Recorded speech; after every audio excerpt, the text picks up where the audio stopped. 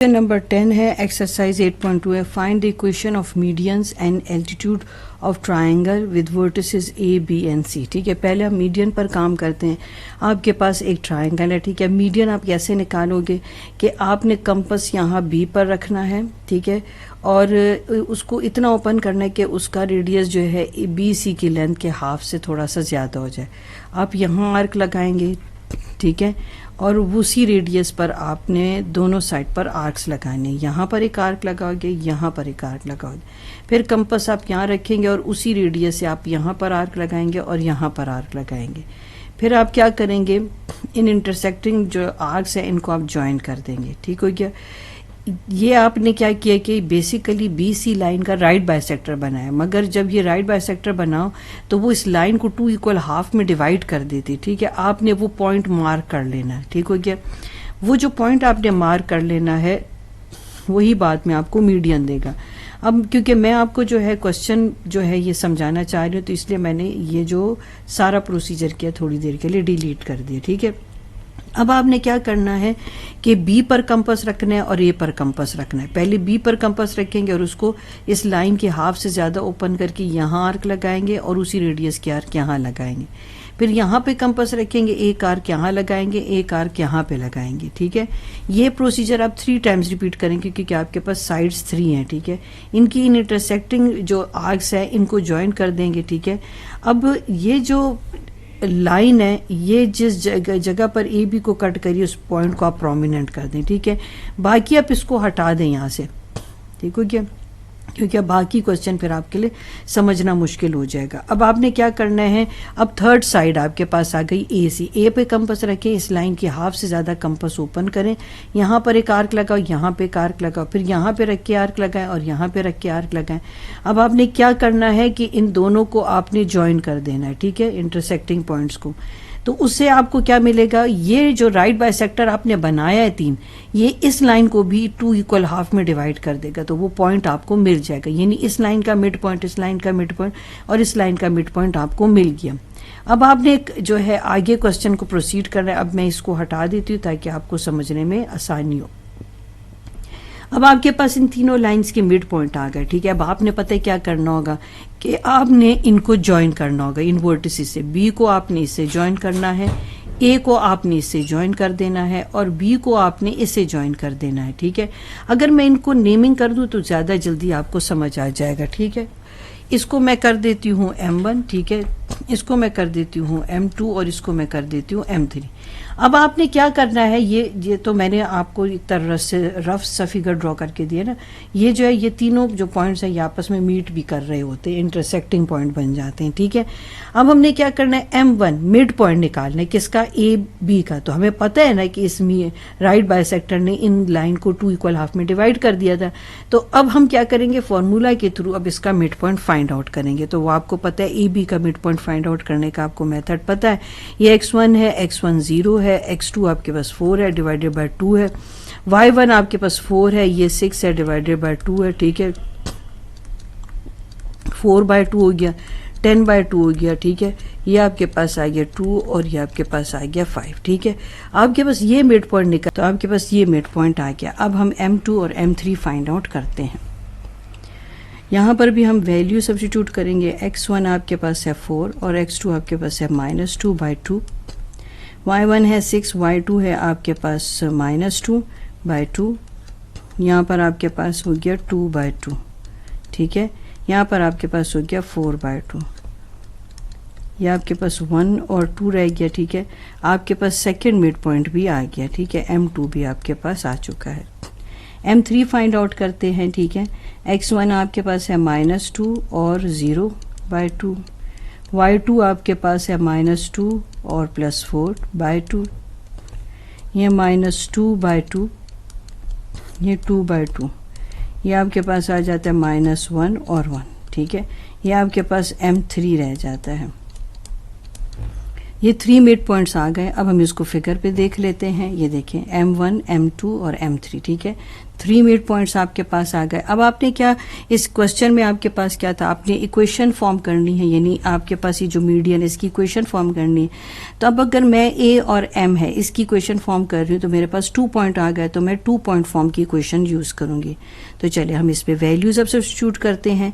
y1 आपके पास 4 है, y2 आपके पास 2 है, y1 4 है, x2 आपके पास 1 है और x1 आपके पास 0 है, x1 आपके पास आ जाता है 0, ठीक है।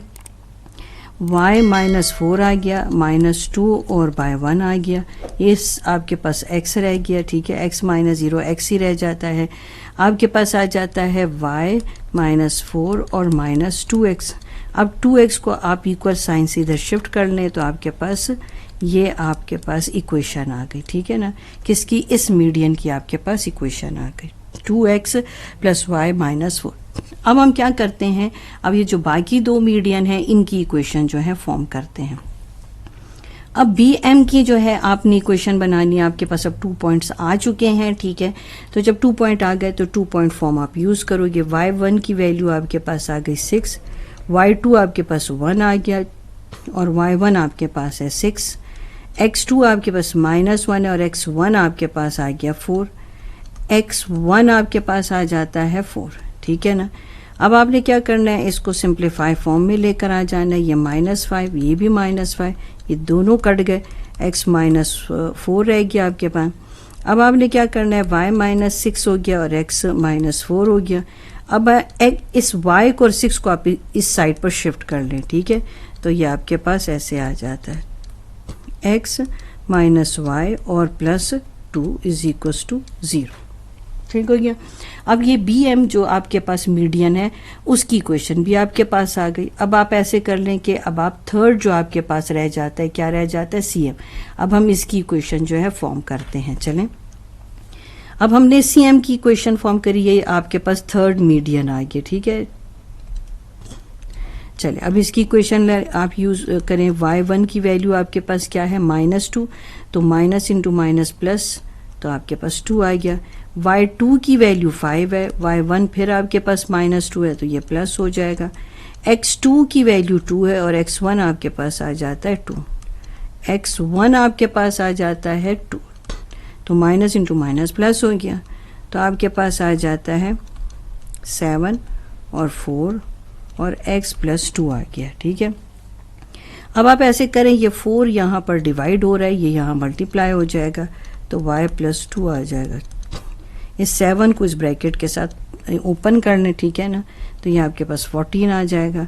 ये 4y और 4 2 time 8, 7x plus 14, 7x minus 4y plus 14 minus 8 is equals to 0।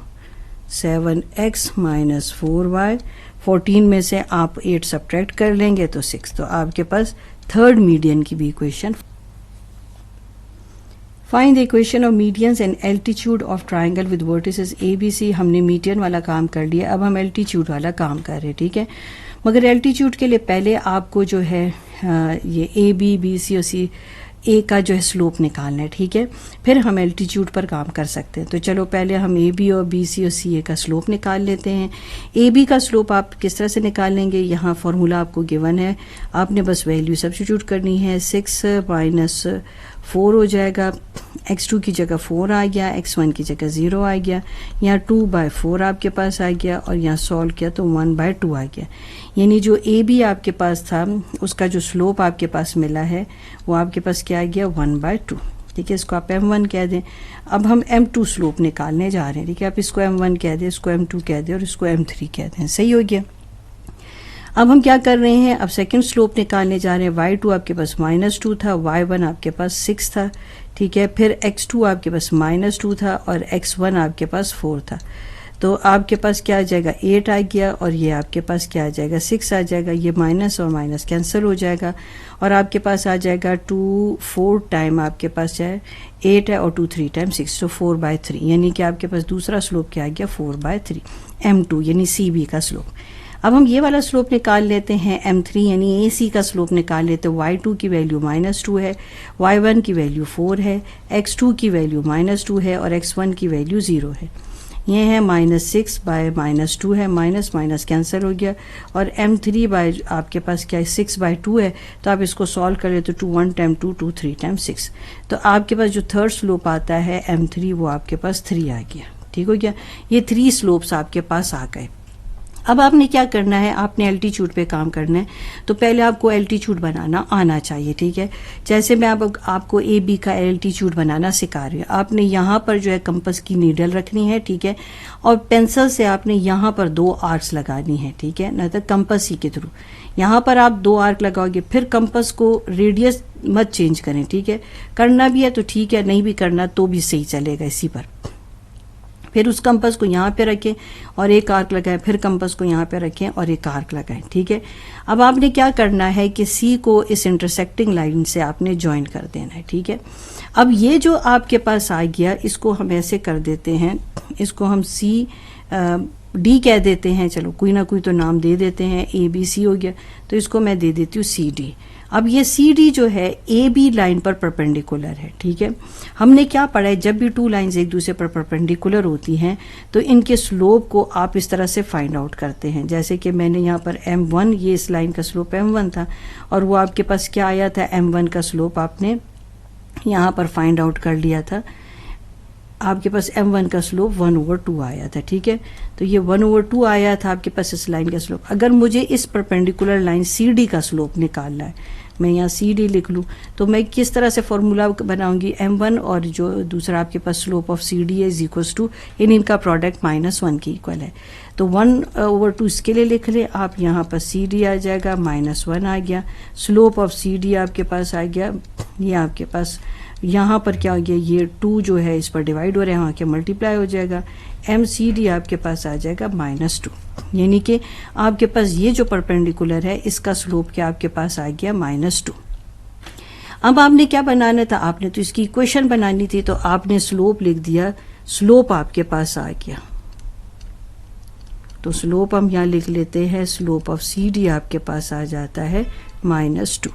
ठीक है, अब आपने तो बनानी है इसकी इक्वेशन, आपको पॉइंट चाहिए तो पॉइंट हम ये वाला यूज़ करेंगे। ठीक है, क्योंकि आप सी डी का जो है आपने इक्वेशन बनानी है तो हम ये पॉइंट यूज़ करेंगे, तो पॉइंट आपके पास आ जाता है C -2 और -2। अब पॉइंट स्लोप फॉर्म के बेसिस पर आप इक्वेशन बना सकते हैं। ठीक है, ये x1 हो जाएगा, ये y1, तो हम अब इक्वेशन इजीली जो है फॉर्म कर सकते हैं m x माइनस x1। ठीक है, अब y1 की value minus into minus plus 2 हो जाएगा, स्लोप आपके पास -2 हो गया, x और ये माइनस इंटू माइनस प्लस हो गया, ये अब आपके पास आ गया y +2 आ गया, -2x आ गया, -4 आ गया। अब 2 को आप x को इधर शिफ्ट कर लें, ठीक हो गया, +2 और +4, ये आपके पास आ गया 2x + y और ये आ गया +6 इज इक्वल्स टू 0। ये आपके पास आपके पास सी डी की जो है इक्वेशन आ गई। ठीक है, equation of line C D, ठीक हो गया। अब एक इक्वेशन 2x + y + 6 आपके पास आ गई। अब आप बाकी जो है एल्टीट्यूड बनाएंगे और इसी तरह से उनकी भी इक्वेशन आप बना सकेंगे। अब हमारे पास क्या है, आपने यहाँ पर कंपास रखा और यहाँ पर 2 आर्क इस ऑपोजिट साइड पर जो ये लाइन है ए के ऊपर आपने कंपास रखा इसकी नीडल और यहाँ पर 2 आर्क लगाई, फिर यहाँ पर कंपास रखो, एक आर्क लगाओ, यहाँ पे कंपास रखें और एक और आर्क लगा लें। ठीक है, तो यहाँ पर आप इसको ज्वाइन कर लेंगे और एक और आपके पास परपेंडिकुलर आ गया। ठीक है, जिसको आप एल्टीट्यूड कहते हैं। अब ये जो एल्टीट्यूड है वो इस लाइन पर परपेंडिकुलर है। आप BC का स्लोप निकाल चुके हैं, BC का स्लोप आपके पास क्या था, वो था 4/3। ठीक है, मैं यहाँ का स्लोप भी लिख दूँ, यहाँ था 1/2। अब आपको पता है कि ये जो एल्टीट्यूड है, यानी जिसको आप डी हो गया ABCD, अब इसको नाम दे दें AE। अब आपने क्या करना है, इसका स्लोप निकालना है। तो फॉर्मूला आपके पास जो है, जब दो लाइन एक दूसरे पर परपेंडिकुलर है तो उसका तो आपको फॉर्मूला पता है ना कि उनके स्लोप का प्रोडक्ट जो है वो -1 की इक्वल है। तो अगर मुझे जो है आपके पास इस एल्टीट्यूड का स्लोप निकालना है तो मुझे इसकी वैल्यू जो है यूज़ करनी पड़ेगी इसके साइड की, ठीक है ना। अब आपने क्या किया, यहाँ पर जो मल्टीप्लाई हो रहा है उसको आप डिवाइड कर दें और जो डिवाइड हो रहा है उसे आप मल्टीप्लाई कर दें। ये आपके पास आ जाता है 3/4। तो ये आपके पास आ गया -3/4। आपको इस एल्टीट्यूड का स्लोप मिल गया। और पॉइंट अब आप कौन सा यूज़ करोगे, पॉइंट आप ये वाला यूज़ करेंगे, ठीक है ना। ये स्लोप और ये पॉइंट यूज़ करेंगे। तो स्लोप आपके पास आ जाता है, इसको आप लिखें m AE का स्लोप है इसलिए मैंने AE लिखा, -3/4। और पॉइंट आपके पास क्या आ जाता है 0। ये जो A आपके पास है 0 और 4। चलिए अब हम क्वेश्चन में इक्वेशन इसकी फॉर्म कर लेते हैं। ये x1 है और ये y1 है, तो y माइनस y1 हो जाएगा। तो स्लोप आ गया x माइनस x1 आ जाएगा। y माइनस y1 4 आ गया, स्लोप आपके पास आ गया -3/4। x माइनस x1 0 आ गया। ये 4 आपके पास क्या है, डिवाइड हो रहा है, ये यहाँ के मल्टीप्लाई हो जाएगा, ठीक है। आपके पास -3x रह जाएगा क्योंकि 0 के साथ कोई नंबर या वेरिएबल जो है ऐड सब्ट्रैक्ट हो तो वो वेरिएबल ही आ जाता है, ठीक है। ये 4y हो जाएगा, ये आपके पास 16 हो जाएगा, -3x हो जाएगा, ये आ गया 3x हो गया और +4y हो गया और -16 हो गया, ठीक है। ये किसकी इक्वेशन आ गई आपके पास, 3x + 4y -16। ये आपके पास इक्वेशन आ गई, इक्वेशन ऑफ लाइन। ये कौन सी है आपके पास, AE, जो आपके पास एल्टीट्यूड था, ठीक हो गया। अब रह गया थर्ड आपके पास। अब B पे कंपास रखो और यहाँ पर एक आर्क लगाओ, यहाँ पे एक आर्क लगाओ। यानी आपने कंपास को इतना ओपन करना है कि वो कंपास की जो पेंसिल है वो यहाँ लाइन पर दो किसी जगह पर ज़रूर उसको कोई एक आर्क लगा सको आप, ठीक है। फिर यहाँ पे कंपास रखें, एक आर्क लगाई, यहाँ पे कंपास इस इंटरसेक्टिंग पॉइंट पे रखा और आर्क लगाई। अब आपने क्या करना है, B से इस इंटरसेक्टिंग लाइन को आपने ज्वाइन कर देना है, ठीक हो गया। अब आपने E तक नेमिंग कर दिया, इसको F कर देते हैं, ठीक है। फिर वही बात है, आपको पता है कि आपके पास ये वाला जो स्लोप था m1 1/2 था, ये वाला स्लोप आपके पास था 4/3 रहा, ठीक है ना। अब ये जो AC स्लोप है ये आप निकाल चुके हैं, वो 3 है। अब मुझे BF स्लोप की वैल्यू चाहिए, ठीक है। तो ये तो एक दूसरे पर परपेंडिकुलर है, जब भी दो साइड एक दूसरे पर परपेंडिकुलर होती तो आप उसका जो स्लोप है निकालते कैसे, दोनों का प्रोडक्ट लेते और उसको -1 के इक्वल करते हैं, ठीक है। ये BF हो गया -1, 3 आपके पास आ गया, ये आपके पास BF आ गया और -1, ये MBF आ गया, ये मल्टीप्लाई हो रहा है, ये आके डिवाइड हो जाएगा।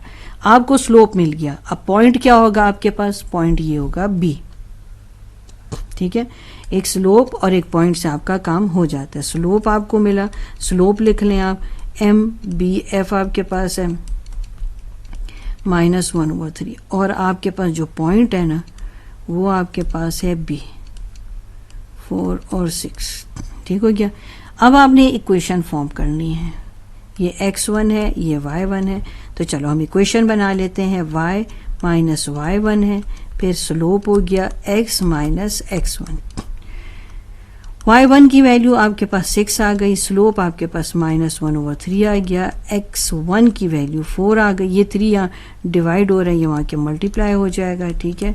ये -x और +4 हो जाएगा, 3y हो गया और यहाँ पर आप इसे मल्टीप्लाई कर लेंगे, ब्रैकेट ओपन आपकी हो जाएगी, आपके पास 18 आ गया, यहाँ पर -x और +4 आ गया आपके।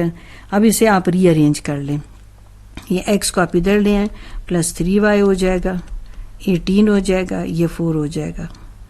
अब आप इसे ऐड कर लो तो आपके पास क्या आ जाएगा, ये 12 आ गया और यहाँ पर ऐड करने से 22 आ गया। तो ये आपके पास इक्वेशन आ गई, equation of a line. Line क्या थी आपके पास, BF यानी एल्टीट्यूड। एक हो गया, तीनों आपके पास निकल आ गए। Question number 11, reduce the equation 6x plus 8y minus 11 is equals to 0 और B part 4x minus 3y plus 9 is equals to 0 into slope intercept form, 2 intercept form, point slope form, 2 point form, normal form, symmetric form. अब आपको ये दो equation दी हुई है, ठीक है। आपने क्या करना है, इन सब फॉर्म में इन इक्वेशन को आपने शो करना है। तो चले अब हम पहला पार्ट ले लेते हैं, स्लोप इंटरसेप्ट फॉर्म, ठीक है। फर्स्ट इक्वेशन आपने ले ली, ए वाली आपके पास है 6x प्लस 8y माइनस 11। अब आपने इसको इस तरह से अरेंज करना है, y is equals to mx plus c, क्योंकि स्लोप इंटरसेप्ट फॉर्म ये है। आप फॉर्मूलाज अब सीख चुके हैं, तो पहले हम ओरिजिनल इक्वेशन लिख लेते हैं, ठीक है ना। अब हम क्या करेंगे, इसके बाद हम जो आपके पास 8y है उसको आप इधर ही रहने दें। आप 6x को उधर लेके जाएंगे, प्लस है तो ये माइनस हो जाएगा, और ये माइनस है तो ये प्लस हो जाएगा। अब ये 8 जो है आपका यहाँ पर इन दोनों के साथ जो है ये मल्टीप्लाई हो रहा है, तो ये डिवाइड हो जाएगा। तो आपके पास आ जाएगा -6/8x और प्लस 11/8, ठीक है। तो ये अगर आप देखें तो यह आपके पास स्लोप इंटरसेप्ट फॉर्म आ चुकी है। इसमें स्लोप भी अब आपको मिल गया है और इंटरसेप्ट, वाई इंटरसेप्ट भी आपको मिल जाता है, ठीक है। अगर आप लिखना चाहें तो आप लिख सकते हैं। ये आपके पास ये m है, तो m आपके पास क्या आ जाता है। अगर और सिंप्लीफाई करना चाहें तो आपके पास है 2 3 टाइम 6 2 4 टाइम 8, तो -3/4 हो गया आपके पास। और यहाँ पर आपके पास x आ गया, ठीक है। और जो आपके पास x तो अब नहीं लिखना है, आप तो स्लोप शो कर रहे हैं। अब जो y इंटरसेप्ट है वो आपके पास क्या है, 11/8। अब इसमें सेकेंड पार्ट क्या है इसका, 2 इंटरसेप्ट फॉर्म। अब 2 इंटरसेप्ट फॉर्म आपको पता है, वो है x/a plus y/b is equals to 1। यानी कि इस इक्वेशन को ऐसे से रीअरेंज करना है कि आपके पास ये दोनों वेरिएबल एक तरफ हो जाए और कांस्टेंट एक तरफ हो जाए। तो ठीक है, चले हम इसको रीअरेंज करते हैं, ठीक है। ये 11 जब इक्वल साइन से उधर जाएगा तो ये प्लस हो जाएगा। अब मुझे यहाँ 1 लाना है, तो मैं क्या करूँगी, फिर इक्वेशन को जो है 11 से डिवाइड कर दूंगी। तो ये आपके पास आ जाएगा x, इसको आप यूं भी लिख सकते हैं, ठीक हो गया, y और 8 बल्कि ये इन्वर्ट हो जाएगी आपकी वैल्यू ना, तो आप इसको फिर ऐसे लिखेंगे। देखें, ये आपके पास आ जाएगा 11/6 प्लस y 11/8, और ये कैंसिल होकर 1 दे देगा। तो आपके पास ये स्लोप इंटरसेप्ट फॉर्म है, ठीक हो गया। अब इसके बाद आपके पास जो थर्ड है वो है पॉइंट स्लोप फॉर्म। अब पॉइंट स्लोप फॉर्म का फॉर्मूला क्या, y माइनस y1 और x माइनस x1। तो इसमें मुझे क्या क्या फाइंड आउट करना है, मुझे पॉइंट फाइंड आउट करना है और स्लोप फाइंड आउट करना है। तो पहले मैं आपको स्लोप फाइंड आउट करके दिखा देती हूँ, ठीक है। स्लोप फाइंड आउट करने का एक और भी आपके पास बहुत ईजीएस्ट जो मेथड है वो है स्लोप, यानी m is equals to -a/b। अब ये जो a है वो x का कोफिशिएंट है, तो x का जो कोफिशिएंट है वो क्या है, x का कोफिशिएंट आपके पास a है और वो क्या है 6, और y का जो कोफिशिएंट आपके पास आता है वो क्या आता है, b है, और वो क्या है 8 है। तब आप इनके कोफिशिएंट यहाँ पर यूज़ करें और बहुत आसानी से आपके पास स्लोप निकल आएगा, ठीक है। इसको सिंप्लीफाई फॉर्म में ले आए तो 3/4। अब मुझे पॉइंट्स फाइंड आउट करने, तो पॉइंट फाइंड आउट करने के लिए आप पहले क्या करें, x को 0 कर लें, क्योंकि आपको एक ही पॉइंट चाहिए, ठीक है। मगर मैं आपको दोनों तरीक़ों से बता रही हूँ। अगर आप इस इक्वेशन में x को 0 कर लें, ठीक है, तो आपके पास इक्वेशन की शेप कैसी हो जाएगी, ये 0 होगी आपके पास, ठीक है। 8y हो जाएगा, इस 11 को आप उधर शिफ्ट करें, ये 0 होके ख़त्म हो गया, ये y 11/8, यानी कि आपके पास पॉइंट मिल गया 0 और 11/8। यानी जब x 0 होगा तो y आपके पास क्या हो गया, 11/8। और यही आपने 2 इंटरसेप्ट फॉर्म में भी जो है जो वैल्यू निकालनी सीखी थी, ठीक है ना, a और v की, ठीक हो गया ना। यानी x इंटरसेप्ट और y इंटरसेप्ट की वैल्यू निकालनी सीखी थी, ठीक हो गया। अब ये आपके पास y इंटरसेप्ट आ गया। अब अगर ये देखूं, अगर मैं यहाँ पर y को 0 कर दूं इसी इक्वेशन में, तो मेरे पास क्या आ जाएगी, मैं 11 को पहले ही यहाँ ले जाऊं, यहाँ पर अब 6 ये रह जाएगा, और ये पूरा जो आपके पास टर्म है ये 0 हो जाएगा, ठीक है। तो ये तो 0 हो गया, यहाँ x को इधर ही रहने दे 11/6, यानी कि अगर x 11/6 है तो y मेरा क्या होगा, तब 0 होगा। तो मेरे पास 2 पॉइंट्स आ गए, हमें एक पॉइंट से हमारा काम हो जाता है, तो हम एक पॉइंट ले लेते हैं और अब स्लोप ले लेते हैं, ठीक है। तो कोई सा एक पॉइंट अब आप ले सकते हैं, ठीक हो गया ना। तो चलें अब हम ले लेते हैं स्लोप। स्लोप हमारे पास आ गया -3/4 और पॉइंट हमने ले लेते हैं, कोई एक ही पॉइंट ले लेते हैं हम। चलें हम ले लेते हैं इसमें 0 11/8 ले लेते हैं, ठीक हो गया ना। जो भी पॉइंट आपको सही लगे, तो दोनों ही ले सकते हैं वैसे तो, मतलब एक ही लेने काफ़ी है। ये x1 है और ये y1 है, ठीक है। अब हम इस इक्वेशन में जो है वैल्यूज़ को सब्स्टिट्यूट करते हैं। y1 आपके पास क्या आता है 11/8, स्लोप आपके पास -3/4 और x माइनस x1 आपके पास क्या आ जाता है 0 आ जाता है, ठीक हो गया। अब इसको चाहें तो आप सिंप्लीफाई फॉर्म में ले आएँ, ठीक हो गया ना, नहीं तो ऐसे भी आप इसको रख सकते हैं। ये आपके पास ये 0 के साथ तो वैल्यू कोई ऐड या सब्ट्रैक्ट हो तो वो वैल्यू ही आ जाती है, ठीक है। अब यहाँ पर भी अब आपको एलसीएम लेना होगा अगर आपको इसको और भी सिंप्लीफाई फॉर्म में लाना है तो अब आपके पास क्रॉस मल्टीप्लिकेशन हो जाएगा 8y - 11 और 8 इंटू -3x, ये 32y, ये 44 और ये 24x, ठीक है। अब इसको रीअरेंज आप कर लें, नहीं तो आपके पास यहाँ तक भी आप आंसर शो कर सकते हैं। ये आ जाएगा आपके पास 24x प्लस 32y और -44 इज इक्वल्स टू 0। ये आपके पास एक और इक्वेशन की फॉर्म आ गई है, ठीक है। और आपके पास अगर प्योर पॉइंट स्लो फॉर्म दिखाना है तो वो आपके पास यहाँ पर भी है, ठीक है।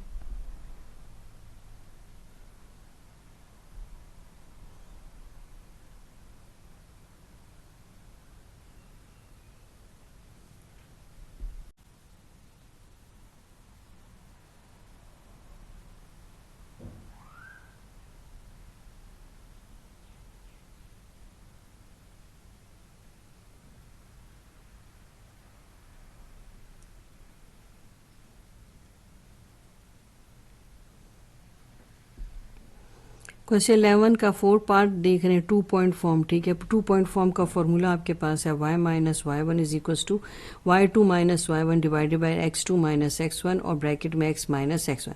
अगर आप इसे रीअरेंज करें, यानी यहाँ डिवाइड हो रहा है, यहाँ के मल्टीप्लाई हो जाएगा और ये इसकी जगह पर आके मल्टीप्लाई, ऐसे भी मल्टीप्लाई हो रहा है तो उस जगह पर लिखा जाएगा, ठीक है। आप इसको ऐसे भी लिख सकते हैं, ऐसे भी लिख सकते हैं। 2 पॉइंट्स आपने फाइंड आउट कर लिए कि x को 0 करो तो y मिलता है, y को 0 करो तो x की वैल्यू मिल जाती है। तो बस अब हमने इसमें वैल्यू सब्स्टिट्यूट करनी है। y1 आपके पास 11/8 है, y2 आपके पास 0 है और y1 भी आपके पास 11/8 है, ठीक है। अब यहाँ पर भी आप वैल्यू यूज़ करें, x1 की वैल्यू 0 है, x2 की वैल्यू आपके पास 11/6 है और x1 की वैल्यू फिर आपके पास 0 है। ये आपके पास 2 पॉइंट फॉर्म हो गई है, ठीक है।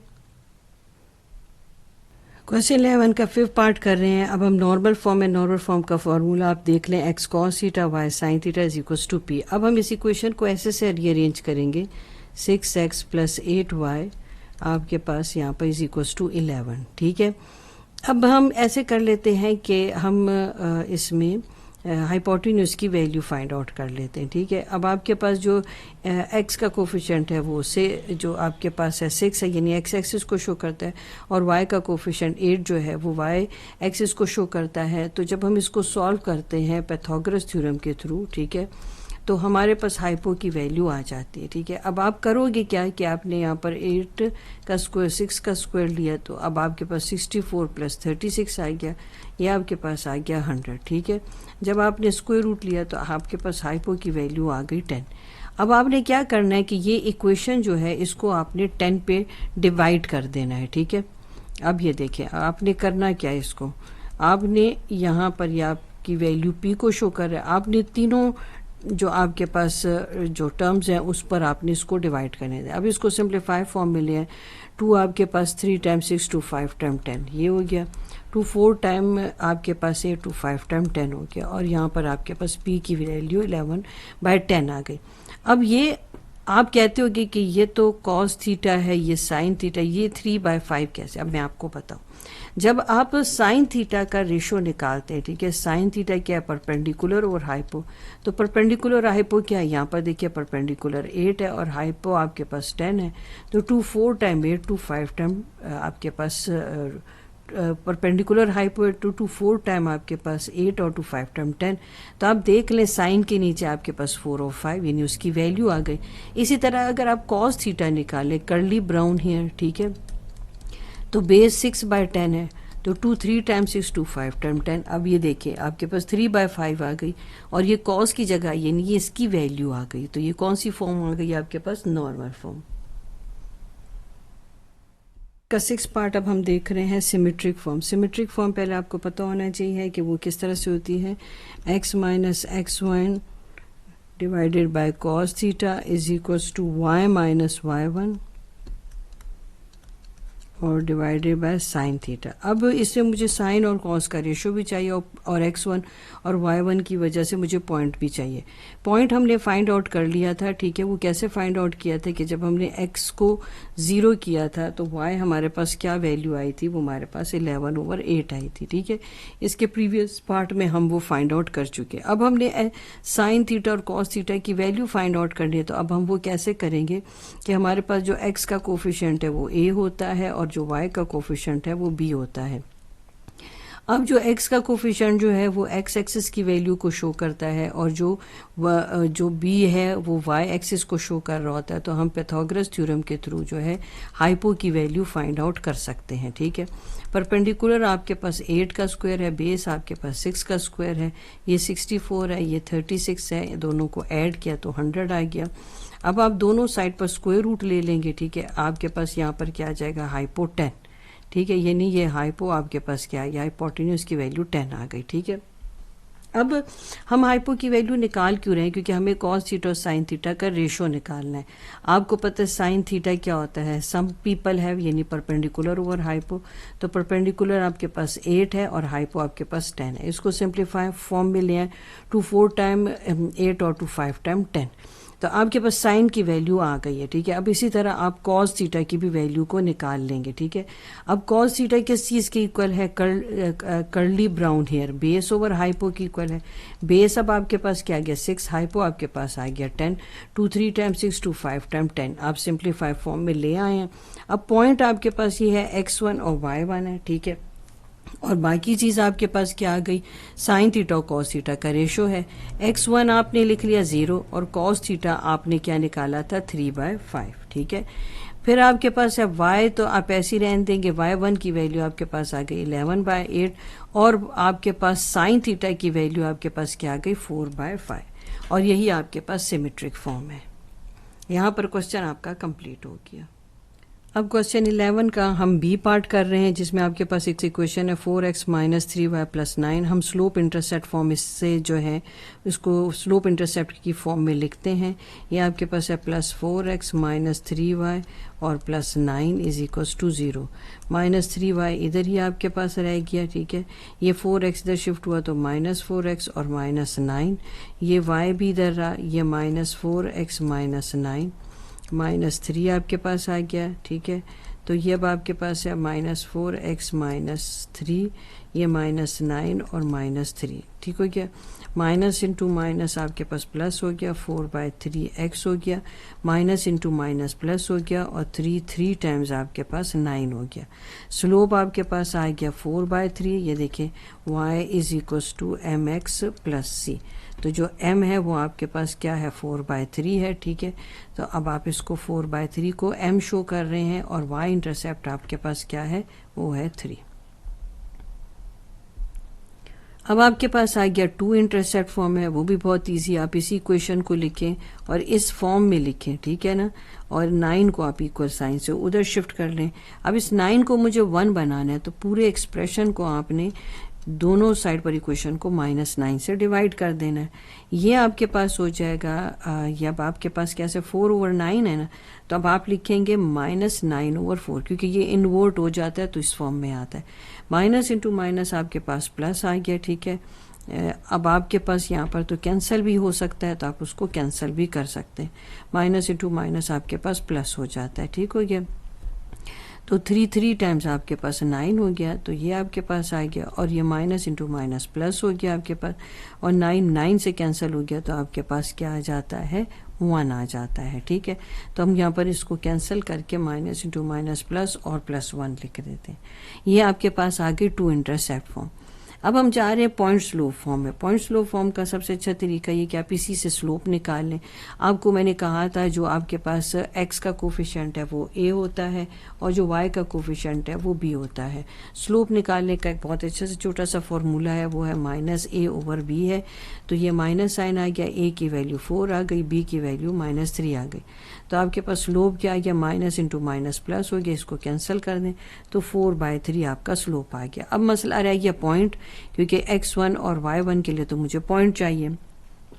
पॉइंट निकालने का मैंने आपको तरीका बताया था कि आप अगर x को 0 कर लें तो आपको y मिल जाएगा। तो चले हम इसी इक्वेशन को x को 0 कर लेते हैं। हमें एक पॉइंट चाहिए, तो हम या x को 0 कर लें या y को 0 कर लें। तो ये मैंने x को 0 किया, तो आपके पास क्या आ जाता है, ये पूरा स्टेप तो 0 हो गया, तो -3, 9 उधर शिफ्ट हो गया, -9 हो गया। इसको आप डिवाइड कर लेंगे तो आपके पास क्या आ जाएगा, 3 टाइम्स 9। आपके पास क्या पॉइंट आया, आपके पास पॉइंट ये आया कि x अगर 0 था तो y आपके पास क्या आ गया, 3। अब हमने क्या करना है कि इस पॉइंट को यूज़ करना है। हमने स्लोप भी आ गया है और हमारे पास पॉइंट भी आ गया। स्लोप हम यहाँ लिख लेते हैं 4/3, और पॉइंट हमारे पास जो आया है वो है 0 और 3, ठीक हो गया। अब हम इसको इक्वेशन में यूज़ करते हैं। ये x1 है, ये y1 है। अब इस इक्वेशन में आप इसे यूज़ करें।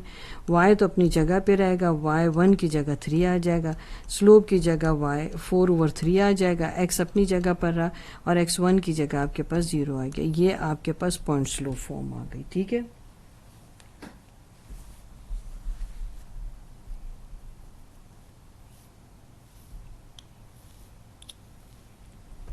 अब 2 पॉइंट फॉर्म करना है। 2 पॉइंट फॉर्म के लिए आपको तो अब x 0 करना पड़ेगा, फिर y 0 करना पड़ेगा।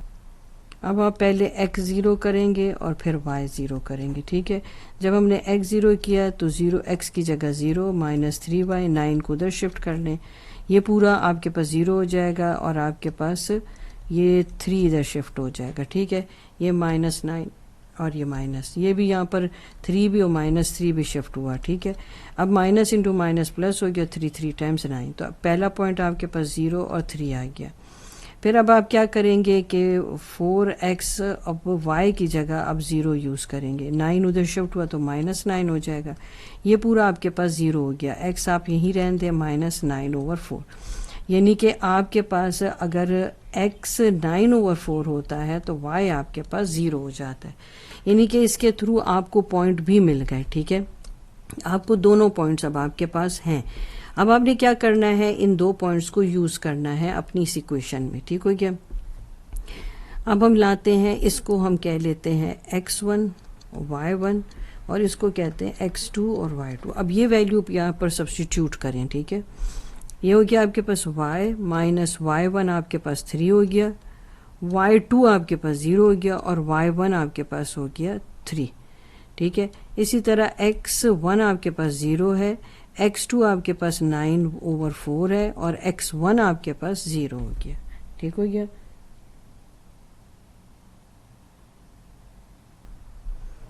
अब हम नॉर्मल फॉर्म देख लेते, ठीक है। अब हम इसी इक्वेशन को यूज़ करेंगे, 4x माइनस 3y, और 9 को हम यहाँ शिफ्ट कर लेंगे। अब मुझे यहाँ पर जो है इस जो वैल्यू है उसमें मुझे ऐसे करना है कि मुझे साइन और कॉस का रेशियो फाइंड आउट करके देना है, और हाइपो की वैल्यू फाइंड आउट करनी। जो हाइपो की वैल्यू आएगी वो मैं इन सबों पर डिवाइड कर दूंगी। तो जो आपके पास x का जो कोफिशिएंट है 4 है, और जो y का कोफिशिएंट है -3 है। जो x का कोफिशिएंट है वो x एक्सिस की वैल्यू को शो करता है, वो जो y का कोफिशिएंट है वो y की वैल्यू को शो करता है। हमने क्या करना है, पाइथागोरस थ्योरम अप्लाई कर देना है, ठीक है। परपेंडिकुलर में -3 का स्क्वायर है, बेस का स्क्वायर है 9 है, और आपके पास आ जाता है 16, 25 है। जब आप इसका स्क्वायर रूट लेंगे तो आपके पास क्या आ जाएगा 5, यानी कि आपके पास जो हाइपो की वैल्यू आई है अब जब जो हाइपो की वैल्यू आई है वो इस सबों पे आप कर देंगे डिवाइड, ठीक है। अब वो आपने सब पे डिवाइड कर ली तो अब आपके पास आ गई 4/5x, यहाँ पर आ जाएगा -3/5y और -9/5। अब आप ये कहते होगे कि ये 4/5 3/5 का cos थीटा sin थीटा के साथ क्या रेशो है रिलेशन।